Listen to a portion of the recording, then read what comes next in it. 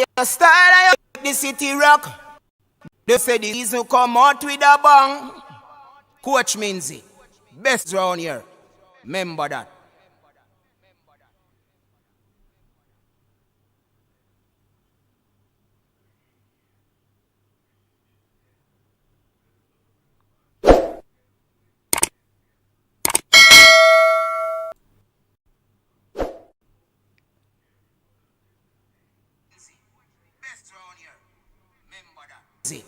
Best round here. Remember that.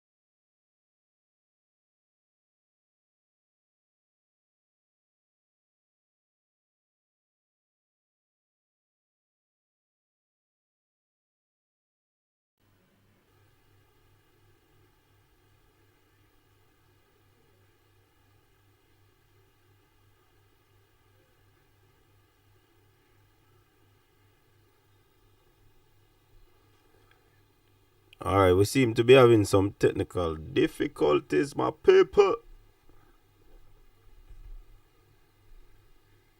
Check, check, check. I get the thing. Yeah, no audio. Oh, go on. No audio, my people. Alright, we seem to be having some technical. Yeah, man. Audio is out now. Alright, so it seems to be like the audio is on. So big up yourself, people. Thanks for tuning in. Like I was saying before, Leon Bailey did his thing today. And he played, scored, and allowed his team to you know, win that game today. So big up to Leon Bailey. Please remember, people, like up the stream, share the stream, and tell a friend to tell a friend about the coach's desk. Yeah, man, we are on. And big up to all the persons who are on. Thanks you very much for tuning in. And I have a special guest in the house, people. Yeah, man, a special guest is in the house. Special guest is in the house. This man used to play football with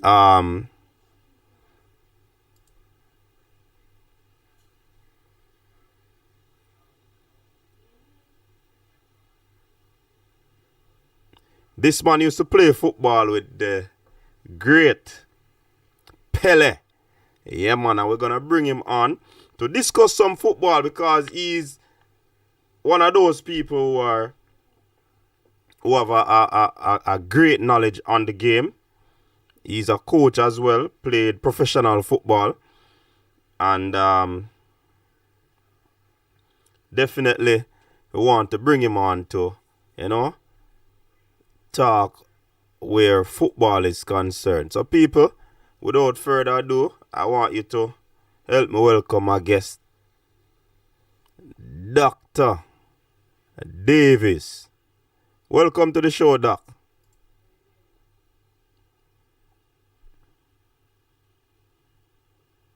Yeah, we're not hearing you, Doc. You're probably still muted. Yeah, man, you're muted.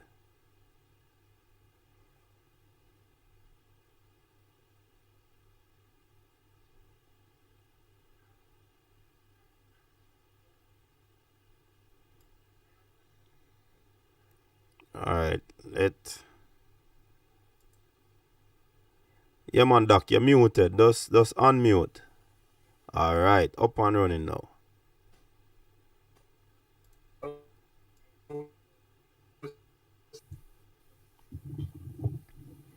I will say now. Yeah, man, we're hearing you now, man. Loud and clear. Yeah, man, welcome to the coach. Okay, so I'm saying, thanks for the invite. Yeah, man, thanks for the invite and greetings and salutations to all of your listeners. Yeah, man. And all those who are involved with this production. Yeah, man, big up yourself. Yes, sir, give thanks. So, people, this man is a very astute football mind, and we're gonna talk to him about some of the things that he would have been through. We're gonna talk about local football as well, Reggae Boys and all these things. So, Doc, where do we start? Yes, my brother. All right, let us start from your days, early days playing football and the link up with Pele and your professional football life. Just give us a little synopsis of that.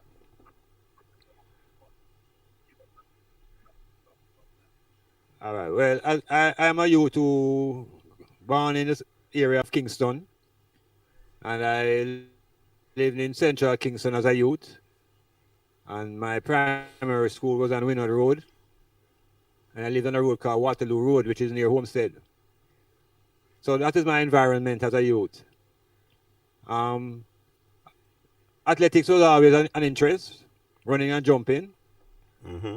But when I moved to Harborview in the early 1960s, and all games were available, but the one that stood out the most was football.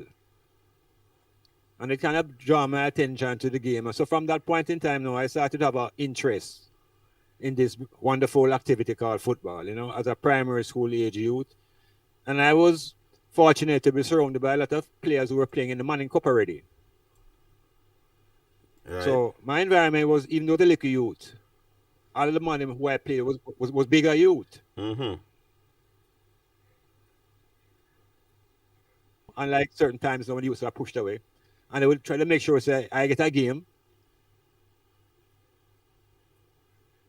amongst the big man them. Right. The KC I aimed for, Mm-hmm. because in my meditation, it was the best football school, high school in the country. Okay. So, and a lot of the people that I used to live in Harborview, also played Manning Cup with KC and Georges and Excelsior. So I was in that vibration early, how to get into a Manning Cup side. So my interest in the football then came from playing in the streets. Right. in my community, Harborview. Yeah. I always wanted to make the Mining Cup team in KC. So when I passed my entrance, I got into KC. It was almost the greatest thing in my life at the time because there I could try to pursue my ambition to get into the Manning Cup team. you know, Yeah. because Manning Cup was almost more important than maybe playing for than playing for the nation. If you understand what I mean at that time. Yeah. Yeah. Definitely. Foundation, you know. I played all first farm, I played all second farm, I played all third farm in KC. But what is my connection now to the great man Pele Mm-hmm. is that I became aware of Pele But by the way, in before you get there, Doc, around 1958. before you get there, did you actually get a chance to play the Manning Cup that you wanted to play so badly? I'll tell you something now.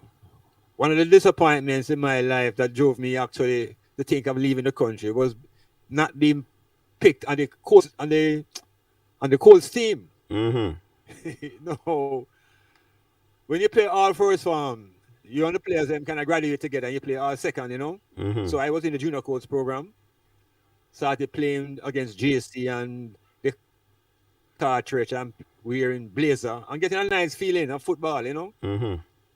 So when I got to North Street now, because my first 2 years were at Melbourne, when I got up a pure big man in a Ford farm. Yes. So the coach suggested to me that being a little fine marker youth with talent, I could have hung around the team until next year, you know? That was my biggest disappointment. And I started losing interest in the game. Because I had to wait a year. Mm-hmm. And in that year, my brethren, I started descending the arc and eagle. I started cut class for the first time. Oh. I started the grade start drop.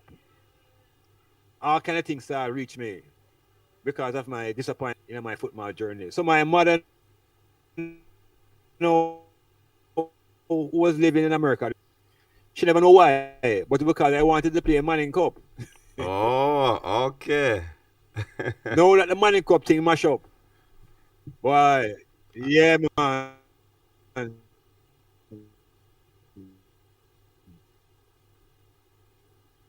For that to the United States. And is before leaving, I can share with the item now. I was playing in the road one evening, barefooted, as usual. And I really thought that I had a whole heap of ability. I saw the community. And I tell you, I beat about 3 youth one time, And on the side, out of the corner of my eye, I saw Pele in a sweatsuit. This is why engaging in the football in the road, For a second, and I look, and I said to myself, but me can reach Brazil? Because that was the only way I could visualize myself meeting Pele and playing football, is if I went to Brazil. Yeah. So as an image that disappeared in my brain and I was going to play my scrimmage. But I just said that to tell you though that later on down the road, some of those things will manifest itself, Yeah. So what happened when you I left as a what happened when you left Kingston? Yeah, I'm not hearing you. Yeah, man. What happened when you left Kingston College? I hit the airport. Okay. Right? I hit the airport in April. In April. I told one person that I was going because, sometimes them time you told not to talk your business. Yeah. And I just got onto that Air Jamaica flight and went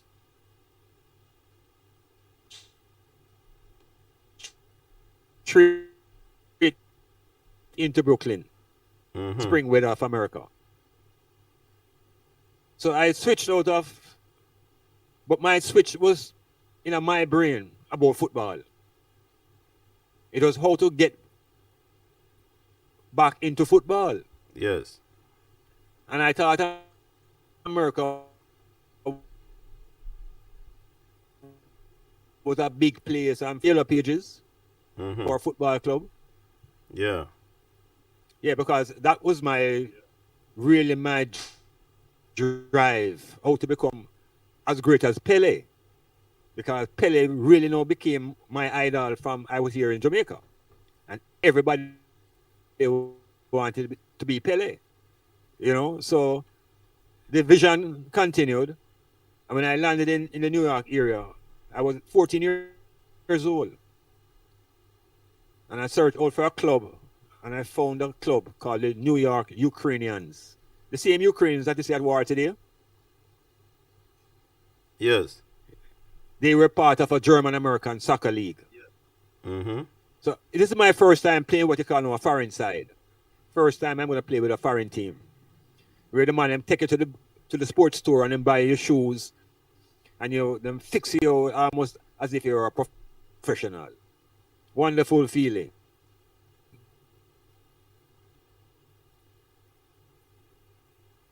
Right. So it With New started. York Ukrainians. And from there, so now, whole lot of different clubs. Oh, so you went to the United States with your talent, and you ensure that you followed your dream of getting involved deeply in football. So tell us now how you possibly would have played for several clubs, and Oh yes. and Oh then yes. how did the New You see the York, experience? yeah, walk us on All that right. journey, walk us I on tell you that the journey setup. with the New York Unlike a Cosmos team. place like Jamaica,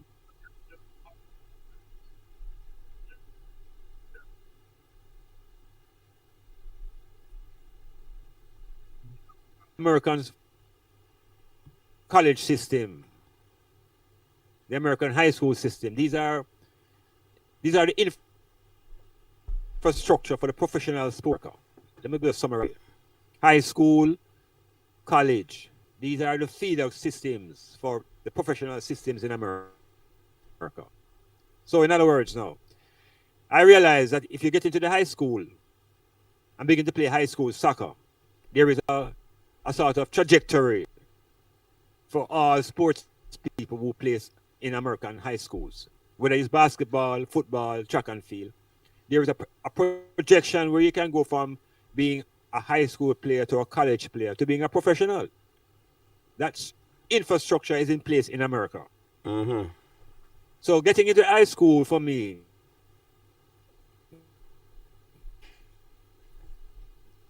so when you get to the high school in America now, for the first 2 years, they don't allow you to play for the seniors team because they insist that you get average grades before you can represent the school at sports, which is something worthy of examining, Okay. So my first 2 years in high school, I couldn't play for my high school team, but I couldn't sit down and wait for that because football is in the blood. You understand? Yeah, definitely. So I had to find clubs now Mm-hmm. in the general makeup of the United States to keep my soccer game developing. Yes. And so this is when I really began to play with our cultural teams. Began to play with the Greeks, began to play with the Haitians, began to play with the Poles, the Germans, and that helped round my game into a sort of universal approach to how you're going to play the game. Right. Styles. Mm-hmm. I could tell you who was an Italian and who was a Greek. Mm-hmm. Because of how they And I played. could take from these cultures the part of the game that suit me. Yes. And I think that is essential that's why players travel around the world and play for different clubs. It's to develop your own knowledge and experience culturally. Cool. Yes. Because the game is a cultural force, So within those first 2 years of not being playing high school, man, I play with some team in Spanish league, some team I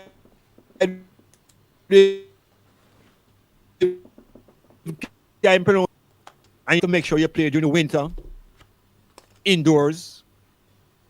That when the spring comes, you come outdoors. In other words, you have to play the game 12 months a year if you really want to make any progression. Mm-hmm. So I had to engage myself into that full-time football mentality until I got to be a junior in high school. Mm-hmm. By that time now, I was much more experienced as a baller to have a better high school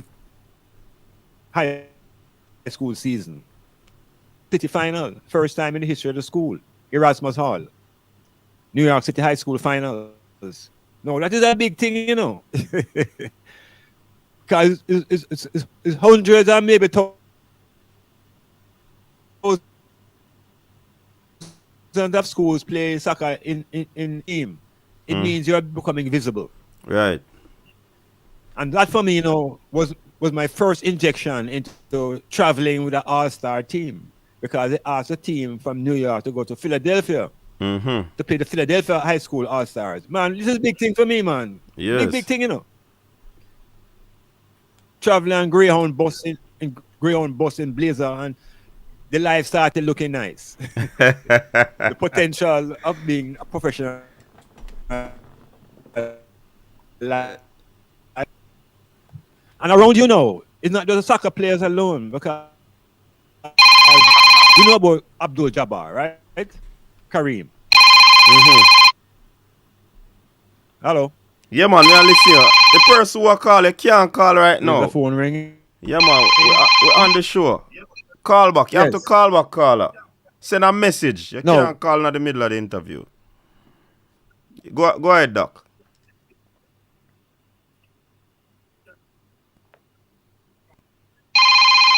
Yes, player name Kareem Abdul Jabbar. Right? Yes. When I was in high school, he was Lou Alcindor. That's his name?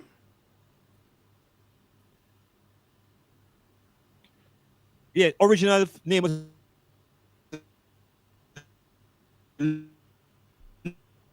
Lou Alcindor. They were my contemporaries as sportsmen in high school. Okay.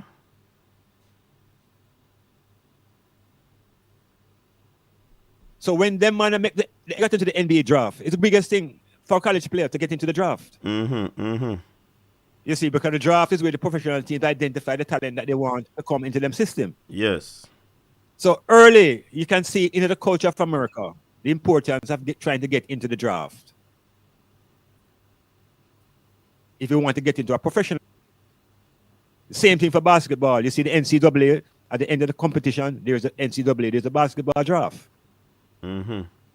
So for football now, it was just being established as America tried to develop their own league that they need to have a draft as well. Right. So the North American Professional League now established the draft system that they will begin to draft the top college soccer players into their professional teams. So I'm showing you that there's a framework that surrounds you. Right. With which you can be self-motivated or motivated by others to pursue. You know? So, in between leaving high school and starting college now, because college is a real journey that now, you know. If you want to be a professional sportsman, the college system is really the real farm where you have to establish your credibility over 3-4 years consistently for a professional team to have any interest in you. So the college football now, college soccer is to me, it's a semi-professional venue. It's semi-professional, and the Americans are not afraid to say it. Because this is where you get your training to deal with the media, to deal with injuries, to deal with all aspects of the game. So moving from high school to college, you know, once I made a high school all-star team, I started getting a lot of scholarship offers from all across America. From California to New York. We're getting letters like Rice. Colleges trying to recruit us to come and play soccer for them. But I lived in New York with my mother and my brother alone. And I find it very kind of intrepid to believe in my yard and going to California for a scholarship. So I was more inclined to find somewhere to play that was near my home in Brooklyn. Right. You know, and there are a lot of people with experiences who went to distant states and end up into some racism that we weren't prepared for. So I didn't go far. Where I went was to the Bronx. I lived in Brooklyn, and I was able to do the paperwork. This is important now. Do the application paperwork for the funding and the bursary. Do all that paperwork. And by doing the paperwork now, I didn't have to subject myself to a scholarship. Mm-hmm. Because in a scholarship, you must play for the team. Right. You must play. In the college route, put the paperwork in place to get funding. I was able to have what I thought now was a successful 4-year career at Lehman. An All-American. Mm-hmm. I had 3 years first as being an all metropolitan player. Then the following 2 years, I was an all-state player, all New York State. And in the final year, I was an All-American player. Meaning they recognize across America professional teams with draft players. So I had to organize my life and my energies and all that I was ambitious about to get into the college system, to make it to the top of the line in the college ball, and hope for a draft pick. So what position were you playing? So that's what got me to that point, to that stage. Well, as a youth at KC, I was a very, very tricky and skillful forward. Very swift, very forward. When I went to the States and started playing forward, and I was at the age of scoring like 4 or 5 goals per game at that level. We're talking about juvenile level, under 14 and under. And the club promoted me to the under 16 team, but those boys were too big for me. Really like a maga youth, you know. Really like a black youth and just maga. So, front line, dribbling. I could dribble your socks off of your shoes. So when I got into America now and began to play high school, yeah, man, serious thing. Man, they know me for that. Yeah. I will take the ball from the crowd and go into the bungle with it and come back out with the ball. Yeah, them kind of troublesome type of players. Yeah. But when I got into the club soccer in America and the organized thing now, I found that setting up the players were more fulfilling than scoring. So I started to enjoy playing off the front line, which is what we call midfield. Right. When I got to college now, I had to be the captain. You play where you have to play. If you understand what I Yeah.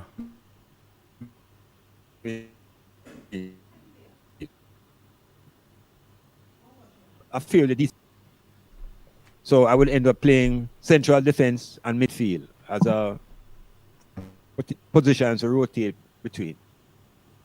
All right. So the Cosmos, no, they would draft me, as a wing back. Oh. They drafted me to play left side wing back. Okay. And talk to us about that experience. And I tell you something. Yeah,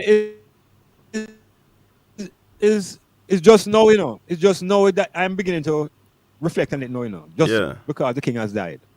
Trust me, believe me on that. Yeah.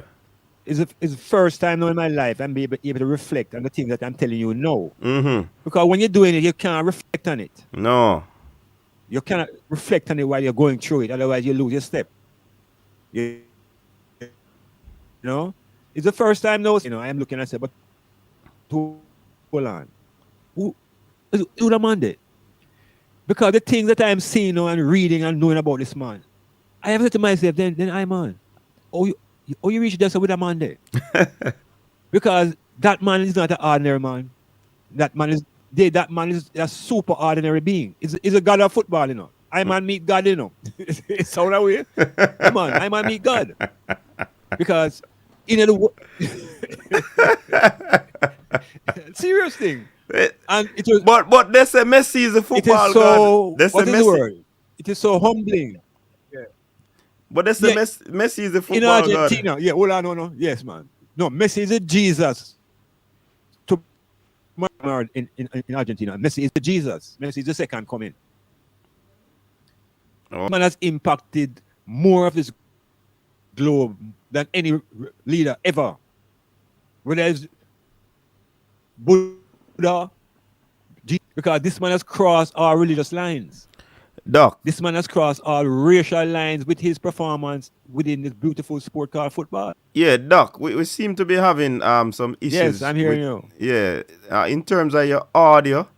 It's not coming through clear. I'm wondering if you're having some internet glitches. Because sometimes I see you off the screen and so forth. So, I don't know what's happening with your internet. So did you hear what I was saying? Did you, Yeah, man, I'm hearing, but I see persons in the comment my section saying internet is that. up and I see persons in the comment section say they're not oh, hearing sound so clearly. dropping out.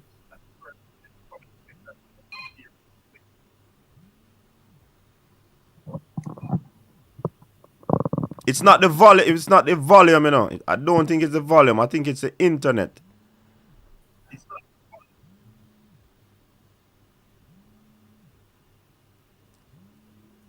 Well, there's not much more I can push and pull right here. All right, no problem. Otherwise, I might disconnect everything. Let's continue and see. Hope that it.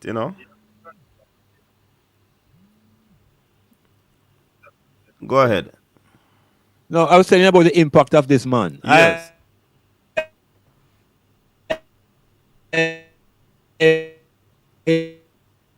I'm just beginning to die. I'm just 10 days for the Queen in England.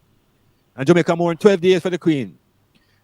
We as black people, should really look into this man. And we should be mourning this man lives for the next month. We should be thinking about developing courses from which we can teach about the life of this great Edson Arantes do Nascimento. Because this is not as I said, this is not an ordinary man. And this man has not played in an ordinary game. Pele is playing at a time before there was even red card, Before the violence was taken out of the game. Pele was in the front of the game. The ingenuity, the moving the game from the physical foot to the brain, you have to give him that credit. Wow. Because it became a thought. That's what my experience now, much closer with the king, is that football is what I developed as a coaching principle called thought soccer. I call my coaching thought soccer. Tell us How about do you that. play with your thoughts? You see, anticipation, I discovered that Pele was the master of that. The master of anticipation. And in anticipation, it's a thought process. So when that man hugged me and tell me that I am a good player, and then the man say, just play quicker. That's all the man said to me, He said, play quicker. No, it took me about a couple of weeks to understand what it meant to play quicker. But it was about playing with your thoughts. It's about playing in advance, 1 step, 2 steps ahead. And that's how the man used to play. So he was 2 steps ahead of the pass. That when him get it, he knows exactly what to do, what is not to do, and he's fully aware. And began how to encourage players to think ahead of the pass. And how to help people, you understand, bring the thought process. So is a chess into the game. Is a chess? And I think chess. it Pele. is. Yeah, exactly. Pele used the chess to At high speed, moving Yeah. at high speed. And what he would do otherwise is play other sports to get the tactical knowledge, like basketball. That's why he could jump and suspend, and when the defender on the way down, I'm still up there waiting for the header. Oh. These skills don't come from just playing soccer. These skills come from other sports. So he used to throw the javelin. He was a middle distance runner. So it's a completion, It's a complete. I'm telling you, the man is out of this norm, and yet you understand what I mean? Yeah, yes, Doc. Definitely get what I say. So to know that to know that you are the greatest and don't gloat in it takes a serious amount of self-discipline. I am training in the Cosmos before Pele come, and I'm the only black man in the squad training, because the man don't really come in on time necessarily. Mm-hmm. And where we are training is at a place called Hofstra University. It's 25 white man and one black youth around. Right? You just check it out. This is 1976. So I stand out without trying to. When lunchtime come, I will go for lunch, over to the university, all the white university students run come up, They think it's me and Pele, Yeah. And the only reason is because me black. Yeah. Yeah, only reason because I'm black. Right? And they come with books for me to sign an autograph, You So didn't turn them I'm back. walking up with the Englishman and saying, no, man. The Englishman said, yeah, man, sign it, man. So I have to sign a couple.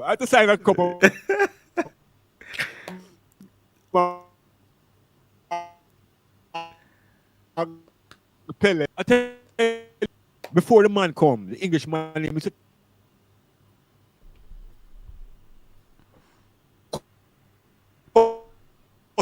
some are coming out of retirement.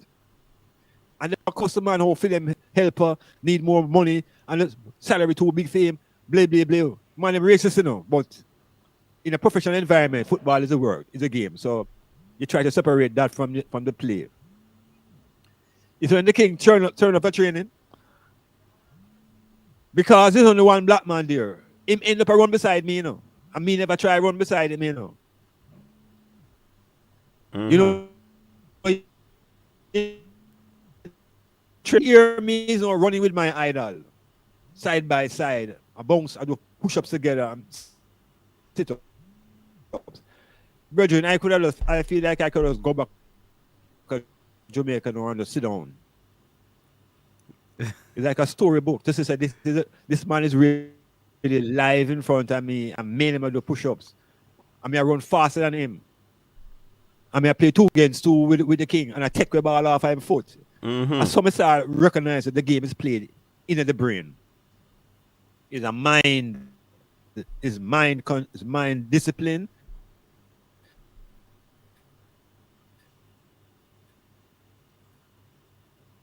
Game you play with your foot. But it's not a foot game. It's a game that is played with thought. Mm-hmm. And the best players will be good chess players. So I gathered as much as I could from observing and challenging. Tell you something from a different angle now. I have a book in public here. I have a book completed that explains all about what I'm trying to say to you and more. Mm-hmm. And why things didn't work the way that I wanted them to work. But when I moved down,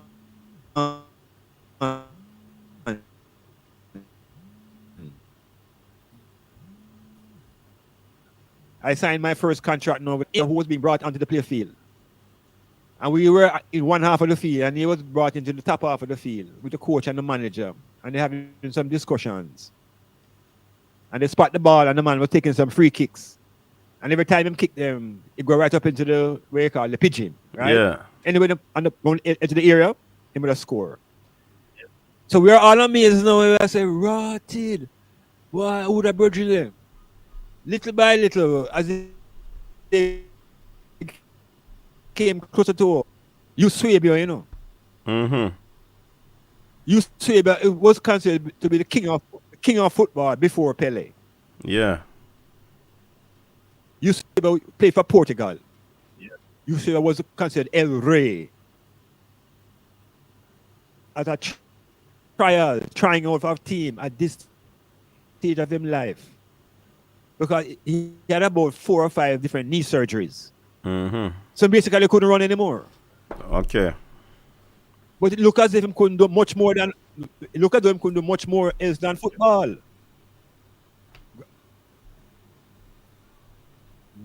Got a jewel there. I realized that, something? You see, at the moment where I was, I had better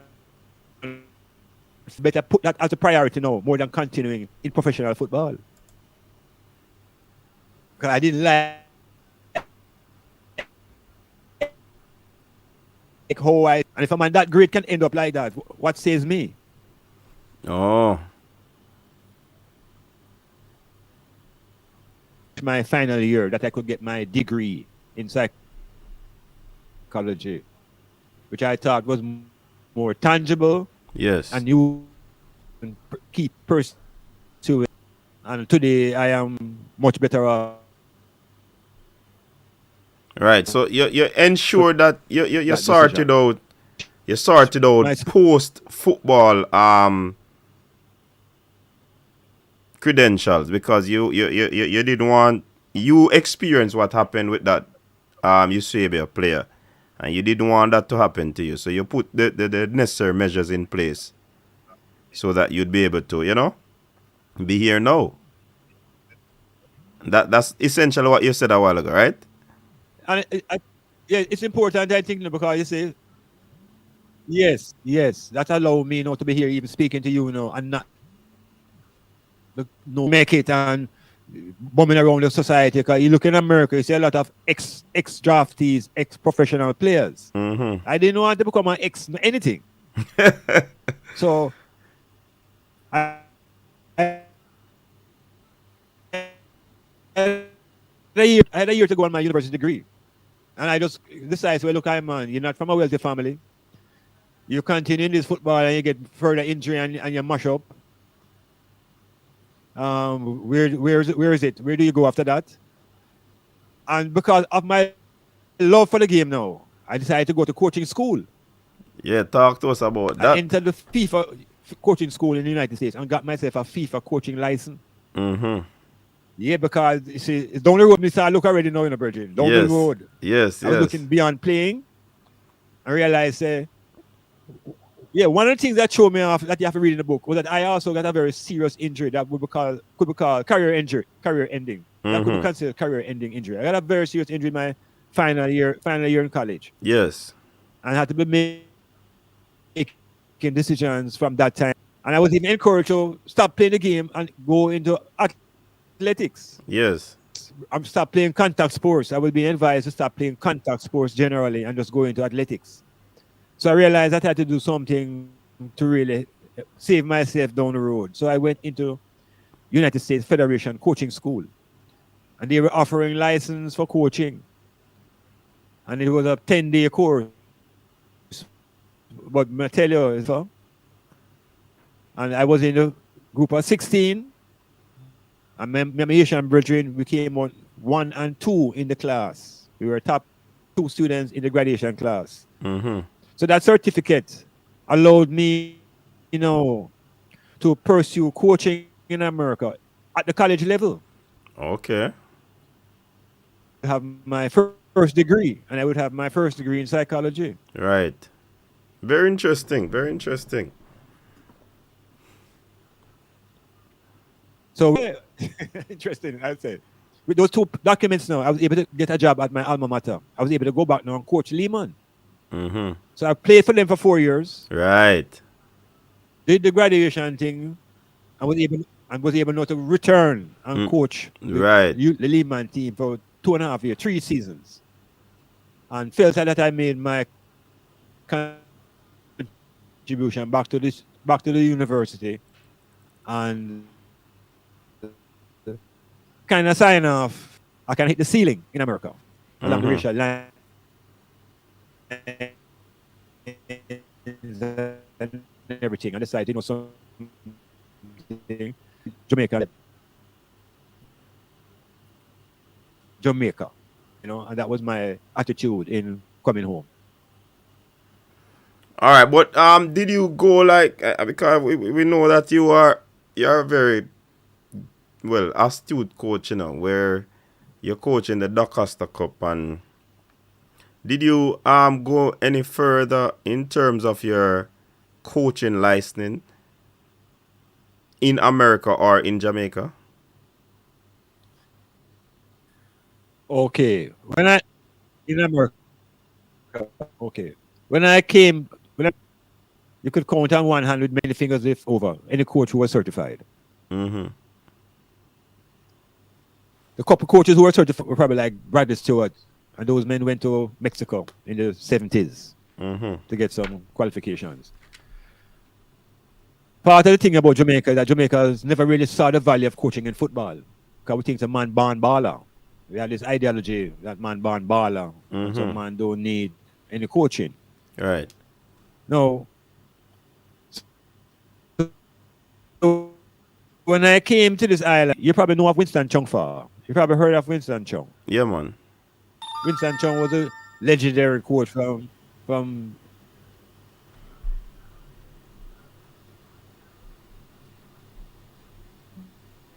the Costa Cup team in Clarendon, etc. Right? Coaching. He came to a football school called Lincoln Phillips Soccer School. That was in Baltimore. I was one of the instructors there. And I met Chung Fano for the first time in that camp. And so I was coaching every night with the whole reasoning about all kind of things. And when we started questioning Chung Fano about football in Jamaica, Chung Fano make we know say he don't really know nothing about coaching. So everybody was stunned. Lincoln Phillips is a coach of our university, big coach. Senior coaches there, myself still coaching college football. And Chung Fa said, no, about coaching. That's why I'm come to America. So we said, hold on, Bridget, what do you really mean? So I said to him, but I hear say you that kind of coach, big coach. He said, yeah, but all you have to do is just give you them food and give them gears. And then play ball. So everybody said, what? He said, yeah, man, Jamaica, you can play, man. Just give them food and gears. So I'm saying, come not to learn the science of coaching. That's when I realize now there's something wrong in Jamaica. Yes. That if this man can be acclaimed the best coach in schoolboy football, yeah, and this man take away himself to come to learn to be a coach, I realize we're having serious problems. So when I decided, to come home, because he came to the camp for 2 years, He came in 78 and 79. And when I tell him, say, I go to Jamaica, he say, oh, you go to Jamaica? And so he said, the man, you give all them kind of money because we're getting good American money for coaching. Yes. It's not a volunteer thing. They're paid coaches, We're paid coaches. The Chung Fa said, oh, you give up this. I said, boy, I can't take us no more, He said, anyway, you see, when you go home, I want you to check my old club, I want you to check Santos. I run Santos and yeah, so tell me that's where I should go once I come to Jamaica. Yeah. So when I come to Jamaica now and I go to Santos and Jackie Bay realized my abilities and my potential, he tried to get me to coach the Santos team. But guess what happened now? No money, nothing. We have no money to pay a coach at that time. So I couldn't be coaching Santos and not being able to pay my light bill. So Jamaica now at that time had no room for any professional coaching. That just don't exist. Everything was just strictly amateur. So the coaching in the island is amateur, and I man come home now as a professional coach. And it caused a lot of issues in the country now. Because I couldn't manage a professional, a lot of people couldn't manage a professional approach to football, even today. So the need to upgrade myself never started until Jamaica decided that they're going to have a coaching academy, coaching school in 1990. Because the emphasis was always just on players. I was a part of that organization.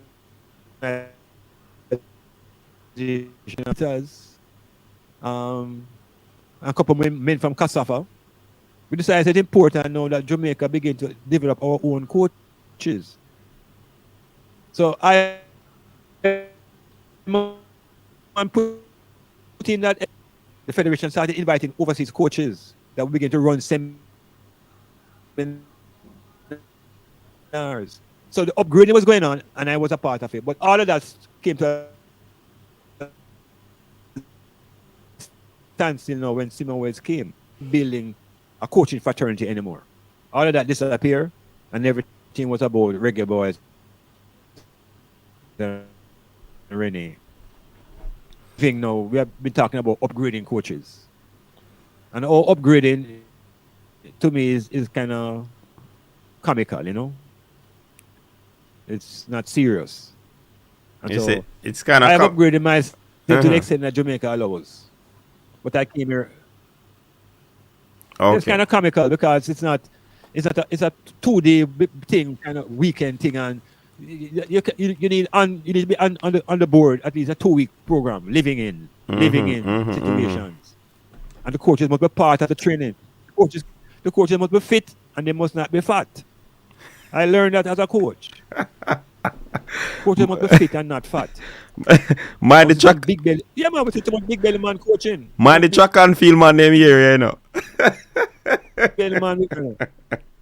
Yeah, but track and field is okay. Track and field is okay. So Dr. Davis, you're saying that these coaches nowadays that are coaching football, they should be out there on the field and demonstrating and playing with their charges. They shouldn't have any huge stomach or big belly as they call it. You,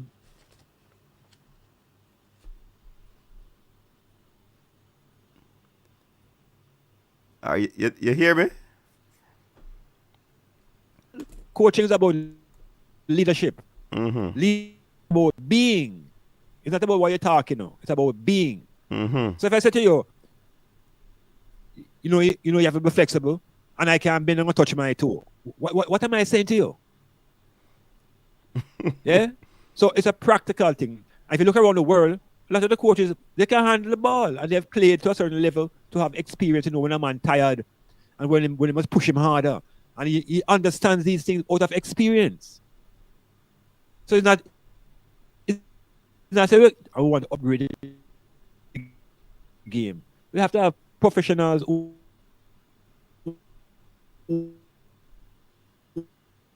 have the touch. My benefit as a youth was that the man in my room, I didn't watch the game on the videos. I didn't have any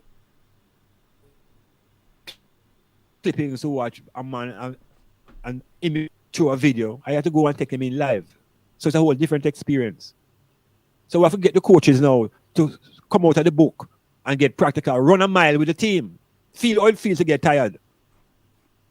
You understand? You have to do the practical. And whatever you cannot do yourself, you must get some players to demonstrate it because you cannot do everything. But it's a hands-on thing. It's a hands-on thing. And Jamaican coaching, football, those things into teaching. If we have more teachers into the game and less coaches, we may have a better product. Say that again. Say that again. So I'm very critical about the football thing in Jamaica and our attitude towards coaches, I want you to say that. I'm very critical about the football in Jamaica and our attitude towards. No, I want you to say the statement that you made before that. I want you to say it again.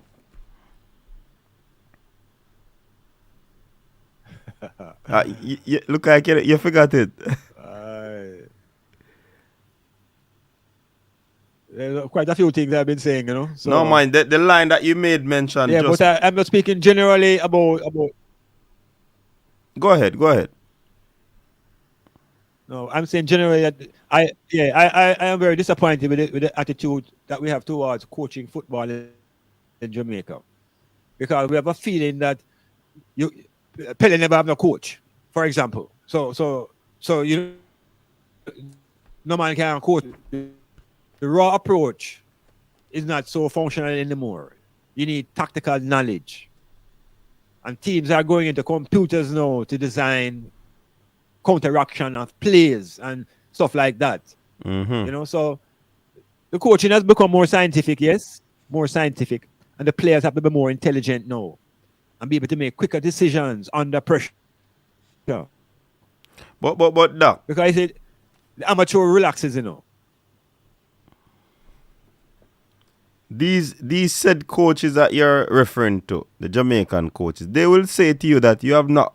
What have you won?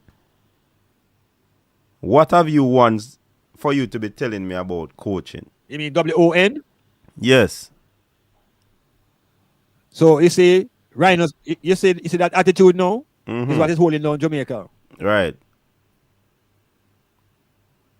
You get it? Elaborate on it. Just Elaborate. the attitude alone behind a question like that. Because if a man win Manning Cup, okay, so in a Jamaica now, we have a framework that if a coach wins the Manning Cup, it means almost the best coach in the country. This is high school football now, you know. Mm-hmm. So our standards to define quality is not professional. It's amateur. And it's schoolboys, it's a framework. Yeah. So we have to recognize the environment that we are in. We're in an amateur environment, and all the coaches here are amateurs. So if you ask a man what him win and use that to define whether he's a good coach or not, move him somewhere else. Put him in a different environment and see if you get results as well. Mm-hmm. Or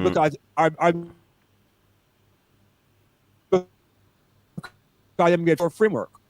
You move him and see if he can survive. Yeah, that. So it's not about winning and losing. It's about how we compare nationally and regionally. Mm-hmm. Very, very. When a soccer player leave Jamaica and goes, let me make one more. Yeah, man. Continue. Point. They have gone. When our schoolboy players go to the American college system, they have gone 2 steps up the rank in everything: environment, attitude, professionalism, coaching, everything. They've gone 2 steps up the ladder, and they're not professionals yet. They're just in college. So the coaching there is far different than what you find in high school here in Jamaica. And the higher you go on the ladder, is the more scientific and more knowledgeable the players must be to function. So Rhinus Michels, the coach who brought to the world the concept of world football, he never win a World Cup yet. 2 times the team go there and lose. Are you saying he's not a good coach? What kind of argument that?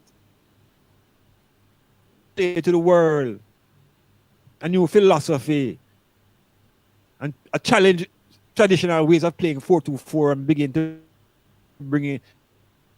And the man goes to the Holland go to the final twice and lose, and you tell me him no win nothing. What kind of brain that? What kind of analysis is that? The man developed players like Johan Cruyff who come change the game in Barcelona and invent tiki-taki, and you tell me because the man never wins something, him can't talk for him, no? Come on, man. If I move away from them, can I talk there? Yeah. Seriously. Yeah, man, definitely. Seriously. Yeah, that's true. I agree with you 100%. Some people, they believe that winning at all cost, and sometimes the structure that they are in. That is professional, though, you know. But that is professional. Winning at all costs. The professional must win at all costs, but the amateur takes up the attitude. Him can't. Yeah, that is professional. Mm-hmm. So you bring the professional attitude to the amateur. That can't work. That is take up no, because the players don't have that level of commitment and sacrifice to whatever you want. Okay. The game. It's just a love them using. So in Jamaica now, we have coaches who are being like professionals, but all of their charges are amateurs who coming in to finance that professional side without calling it. The players are getting money. School players are being given books and uniform and accommodation and money. That is semi-professional. Just call it done. Mm-hmm. But Doc, I am saying, you see, if you want good coaches. Mm-hmm. Go ahead. Sorry to break it because we must send our coaches into Holland. We should send a half a dozen coaches into the best places where football is taught. Into Holland, into Germany, into France, into those places where the game is taught. And let them spend 3 months there. Half a dozen coaches. Let them get a practical experience, and then you bring them home and engage them in the local system. Mm-hmm. Yeah, man. The coaches need practical experience. Exactly. Or just talk to the media. Mm-hmm. You cannot tell the media every time about word about all and every team doing. And that you don't born with that skill. You have to get training. Right. Fair enough. So But- people underestimate coaching and think it's something you do when you retire from football and you can't play no more. All right. Yeah. Since we're on this point, let us delve into it a little bit more. Coaching education. What the curriculum that we currently go by, where we have the D license, the C, then we go up to the CONCACAF B and all those things. Do you think that framework is a good structure for the coaches to develop?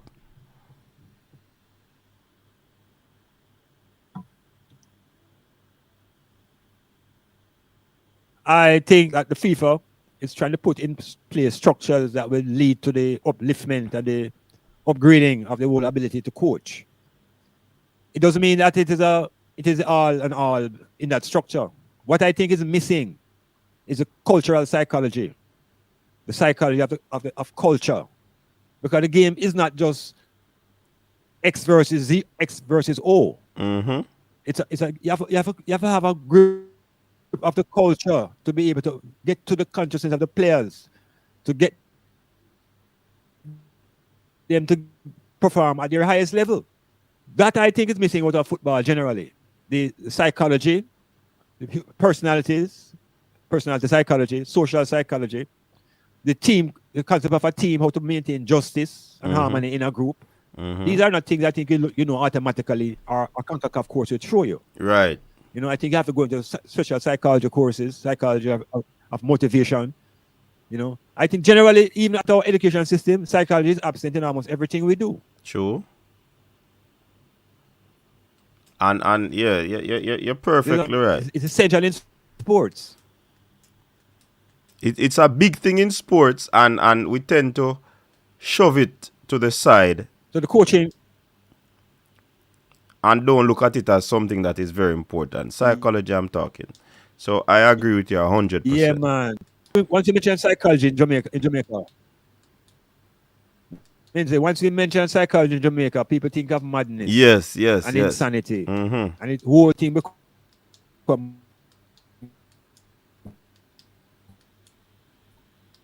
clouded. A psychologist in professional sports now. Everybody, when I met Pele, Pele had his own psychologist, Mm-hmm. There's a man called Professor Julio Maze. When we finish training for 2 hours, and man can't get up to put on them shoes. Maze just come on and say, ready, Pele?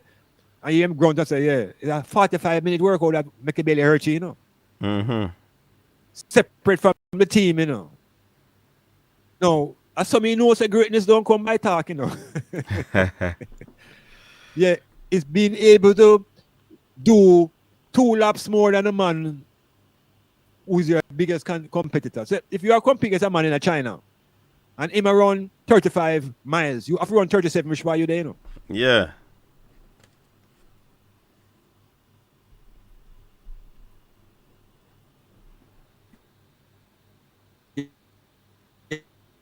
Yeah, you after beat out a 45-minute worth of sprinting. So when the game come now, you want the whole him on the place, sir? You want to come watch him train. And it is a coach who must insist on that extra out of the player. The player will not do it himself because I'm going to tell you, I'm tired. So you're there to motivate and inspire the player to go beyond his normal capacity. And that requires psychology. Yeah, definitely.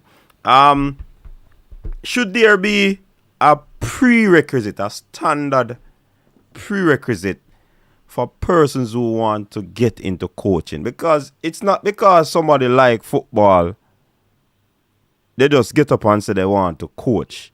But should there be a prerequisite? Because as you mentioned, psychology is very important.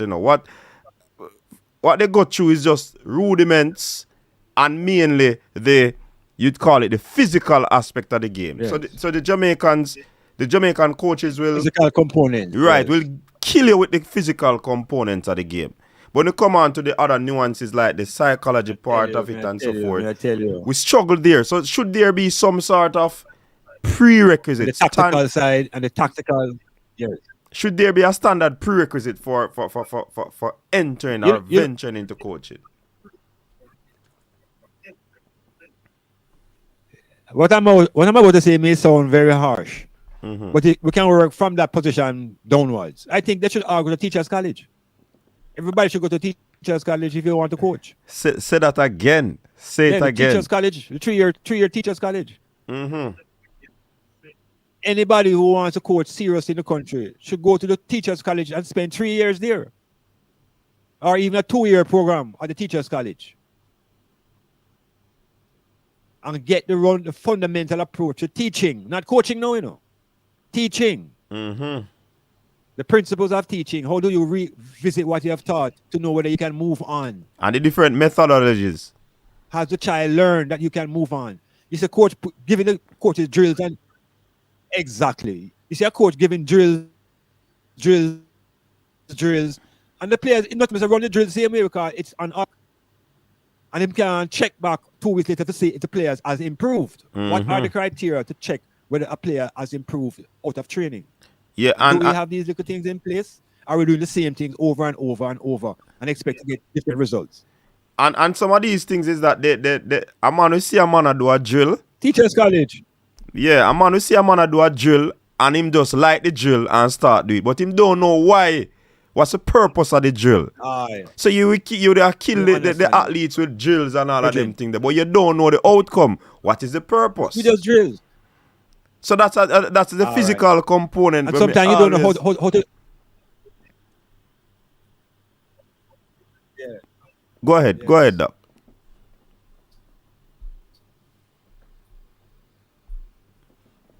I put them in through Titchfield School, and many clubs and schools around the island have imitated a lot of the drills I brought here. And I'm not saying that because it's not true. I'm saying so it go. Drill, and when I look at it, I said to myself, these British don't know what they're doing because they're actually working against what the drill is supposed to achieve. Yeah. So it's one thing to just have drills, but the knowledge of geography, for example, the knowledge of mathematics. How do you teach the boys about triangles? How do you teach them about shapes? Yeah. You see what I mean? It goes beyond just telling a man about him as a right back or a left back. Right. So how do you see a circle? Can you see the angle? Yeah, can you see that? Can you see that angle? Can you read the angle? Can you read the flight of the ball? These things are principles that come when you're trying to teach the game. And I don't think we're so advanced in it. But we have a lot of people who love football. The love is unquestionable, but the love don't make you into an exceptional coach or a player. It just makes you a good lover of the game.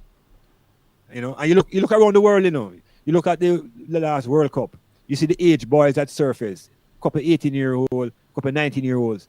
It's because they're coming to a club structure that is in the culture. None of those boys can play high school soccer because there's no high school soccer anywhere else but Jamaica. Jamaica is the only country who glorify high school football, The only country in FIFA. So everybody is coming through a club structure. And we are the only ones who 19. Under 19 is big man. Can we see the money showing up at the World Cup? Yeah, definitely. Step into the national team out of sheer brilliance. But we had no plan and program to develop more Alan skill codes. Alan just develop out of him own self and him company. And the country couldn't hold him. The country had no infrastructure to hold him. He had to go to Brazil to get a professional touch. He had to go to NASL in America to get a professional touch. So we can't be professionals here. You saw the thing set up. Yes. We have to leave. Yeah, so our infrastructure is it's the same way from the plantation. Our infrastructure is like a step behind, or many steps behind. Yes. But it's behind what, because it's a perfect step if you're focusing on export. Oh yeah. If your focus is on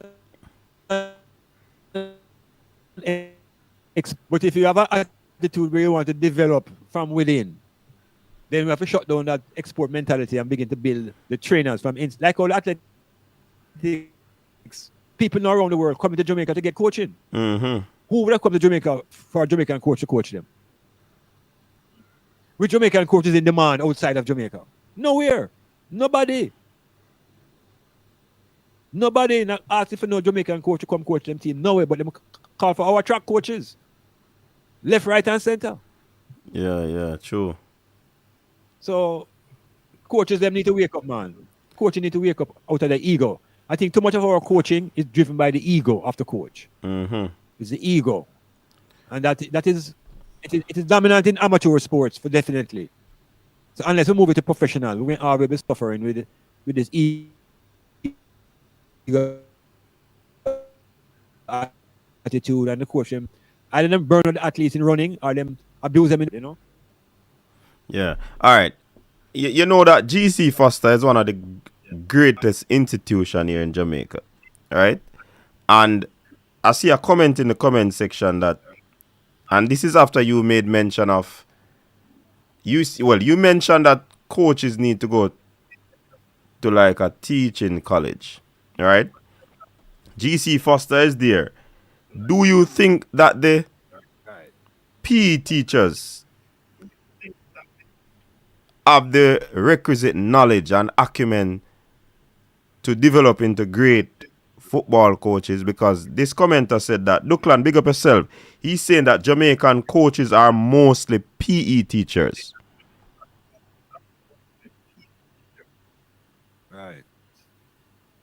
Right. That is true. Right. So you think that is one of the hindrances, or it is a good Can springboard? they be good coaches? Mm-hmm.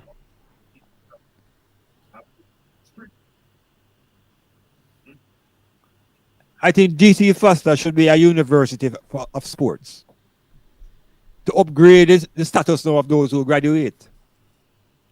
So when the football coach graduates from University of GC Foster, we expect him to have or she to be at a certain level of preparation. In other words, now we're underutilizing GC Foster in its name and relative to our success in athletics and other areas of sports. Mm-hmm. The PE coach will have a framework of how to approach maybe physical fitness, but he would have to have a specific leaning now toward which specific game he want to focus on. He may want to go into basketball, or he may want to go into, you understand? Yeah. But he would have a framework to take to another level in a specific game now. And therefore, that's why we need the coaching school that would focus on specifically developing football coaches. That's a whole different work. And it's building a community. Unlike athletics, I don't think you're concentrating on building a community of people. But football is about community building. Mm-hmm. The players become a part of a community. So it's a whole different infrastructure to build football and to build athletics. Right. So the coach have to have a kind of leaning towards those type of relations with the community, with sponsors, with the attitude of the spectators. It's a whole different thing the football coach have to undergo, But the framework for sports is essential. Right. And the basic elements of sport, conditioning, techniques, tactics, theoretical framework, all of those things are important. And the same, even our footballers, I think our high school players should not be focused on our club leagues. The club leagues are almost a step backwards from our high school players. Our high school players, I think, should be channeled into what I call an Olympic program. Like we have the All-D and All-Man inside now, those players should be channeled into our Olympic program and held together for the next 3-4 years, and we work towards a medal in the Olympics. And every all the cost of all money, the players can be fresh players come in. And we hold that as a foundation now for building international football for an Olympic program. who don't make it can go and join the club then. But I hear it, Doc, and I think it's Olympics. I think it's a brilliant idea, but it is only gonna channel to the Olympic. But what about a holistic development of the football? How can we actually approach it? Okay. For me, I think coaches Watch me now. education are the one of the biggest thing because the talent is already here. But what say you?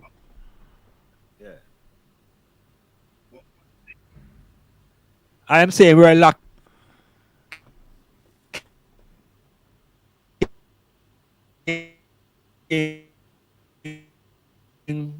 infrastructural. What I'm thinking is lacking now is a superstructure. Superstructure means a system that is moving from the top down now with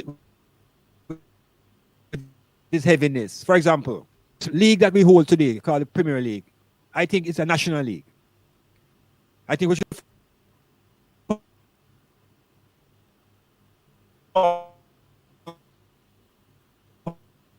a league above that, which is where even overseas players now can be invited to play in that league.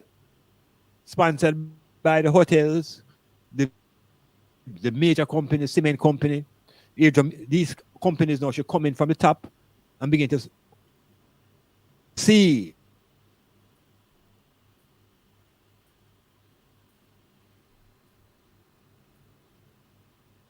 these traditional clubs.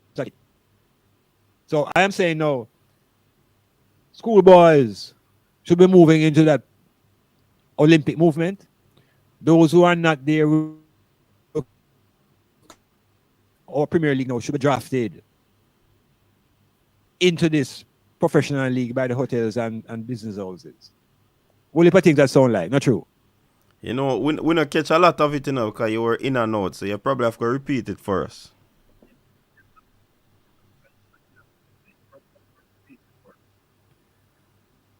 Okay, from the top down, I think we need superstructure now.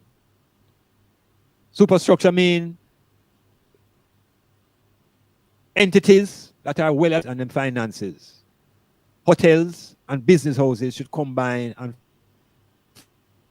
form.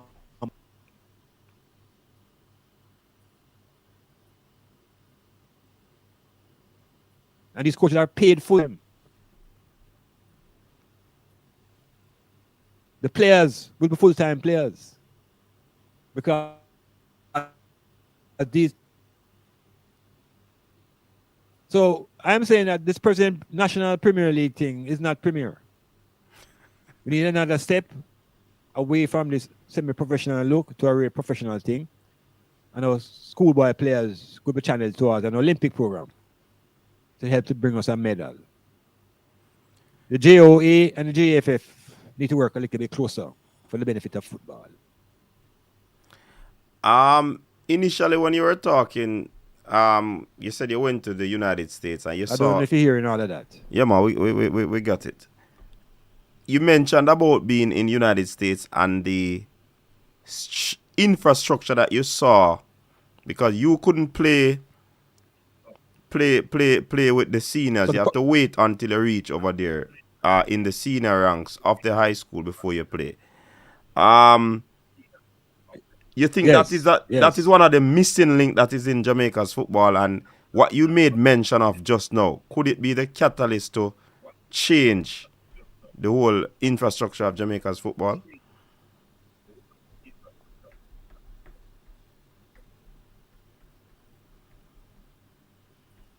Principle to our high school soccer. Because really and truly it forces you in the first 2 years to just make sure so you're passing all 8 subjects, you know. You know? Mm-hmm. If you really want to play.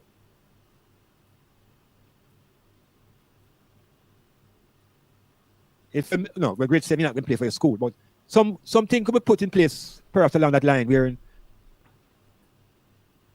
you know, there's a tier set for your academics before you can represent the school. You know, like by third form, you must be somewhere. Something.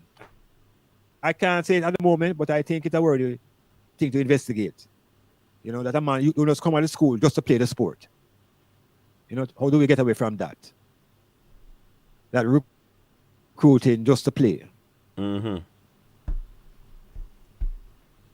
Are you there? Yeah, man, I hear you, man. But is the old boys want these But the things, second part, because they want to win the competition. They're spending their monies. How you get away all from that? right. All right. Well, no, you're getting into the nitty gritty. These old boys association now, they are become the biggest funders and financiers of schoolboy sports. They are turning it away from an amateur approach to almost professional. So these are the men who are also gambling. Let me say it. Let us not be naive now to sports, you know. The gambling is big.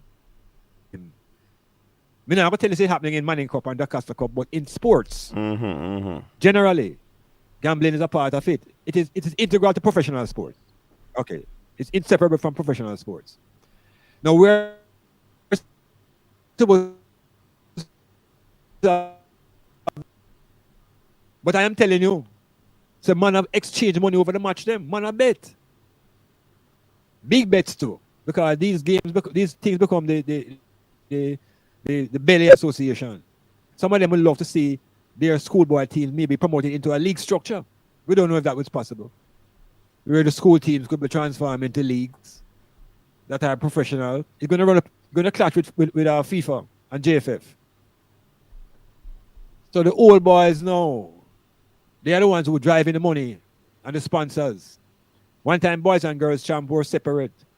No, Boys and Girls Champ is one of the biggest money-making events in the island. So money is being made out of these sports, but under the guise of being amateur. We need to come out of the deception. And we'll just declare schoolboy football what it is. Is it semi-professional? Let us declare what it is. That the boys know what they're involved in. You know? And take them out of the illusion that when they leave high school, they're going to go into some big club in Jamaica and they're going to make money and pay them family. That's not realistic.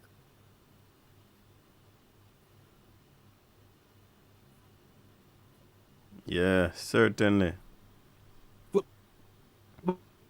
If you play professional ball, get into the college system in America. So you have to be beating the books. They're inseparable. Mm-hmm.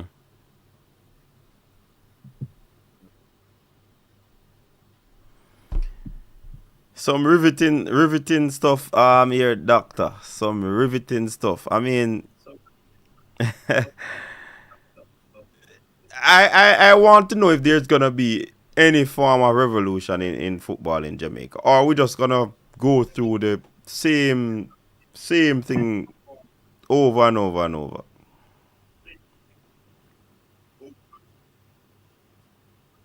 Knowledge, you know. Knowledge is a key part of our liberation, you know. Knowledge. Mm-hmm. And when there's a time in the 60s where Jackie Bellard Santos was the only man, and Duncan was the only man who looked at a magazine about football. And they would never share that. In other words, knowledge became a secret. It became a secret. And what you know became your weapon that was secret. No, everything is available. Mm-hmm. All information is available now at the push of a button. Yeah, man. So what is essential then is our attitude towards sports. Do we just stray? And it's a big difference. Because if it's an industry, then we have to begin to organize ourselves at a professional level. Yes. You know, there's an attitude in Jamaica that sports is for those who are not bright. Yeah, I rubbish separating the bright people, telling them that they must go to UA.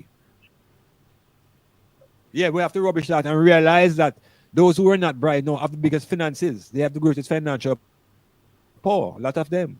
Mm-hmm. Because the road that they travel is more practical and tangible than the road of academia. Mm-hmm. So it's an attitude thing in Jamaica where we still think it's a low class for a man like Walter Boyd to drive a Benz. It's like a conflict. Because Boyd should not drive a Benz, you know. Look where Boyd come from. Mm-hmm. You know, and we have this mental attitude that we are less of people when we perform in sport. Get the world medals, everybody come and hug we up. So it's a mental difference. Begin to stop hold on to the idea that sport is idleness. It's When a the girls business. going to netball training, encourage them to get involved in the business side of the And I think that's one of the things that is game. messing up us up, Why Doc. don't we make any good? Don't make no reggae shots. Yeah, I think that's one of the things that is messing up. The powers that be, the fans, some of the fans, might I say, a lot of people don't see football as a business. And until that ideology can change and turn, then certainly we might have a different climate of where sports is concerned in Jamaica.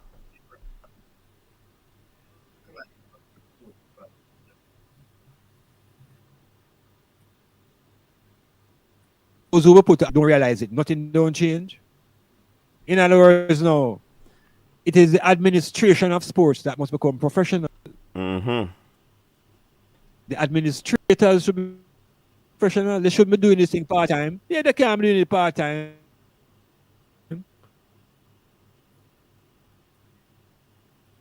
And I'm working part time. Obvious that the JFF had to become professional. In other words, you can't be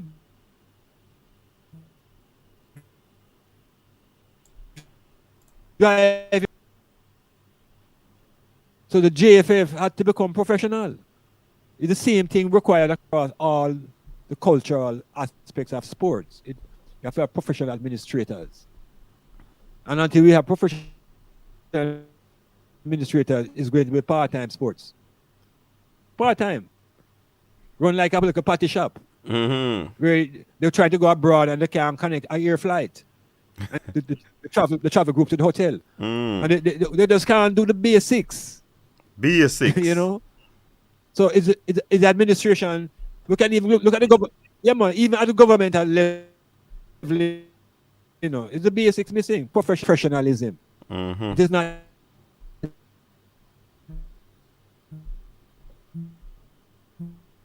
It's still a like a plantation.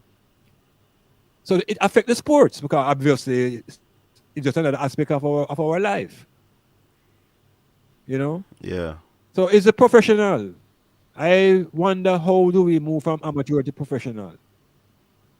And it's not about money now, you know. Getting professionalism is an Attitude. attitude you develop before people pay you. Mm-hmm. You know. It's not about receiving salary, you know. It's about developing the attitude for somebody to pay you. So when I ask you if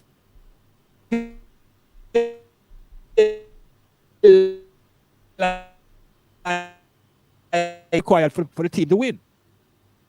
You know, so when our leaders at the highest level of politics begin to demonstrate even that, it will catch on to the sportsman bottom up approach, you know, to get the whole thing moving properly. Bottom up and top down.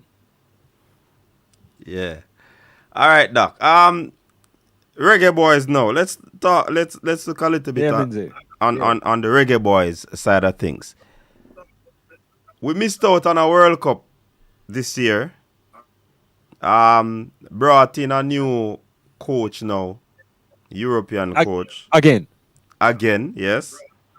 What do you expect to see going forward from this new coach?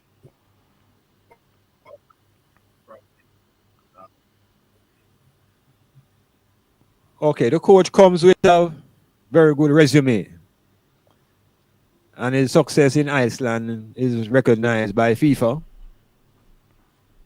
And I think this for is a super challenge. Coming out of Europe, coming into the Caribbean amongst the natives of this region.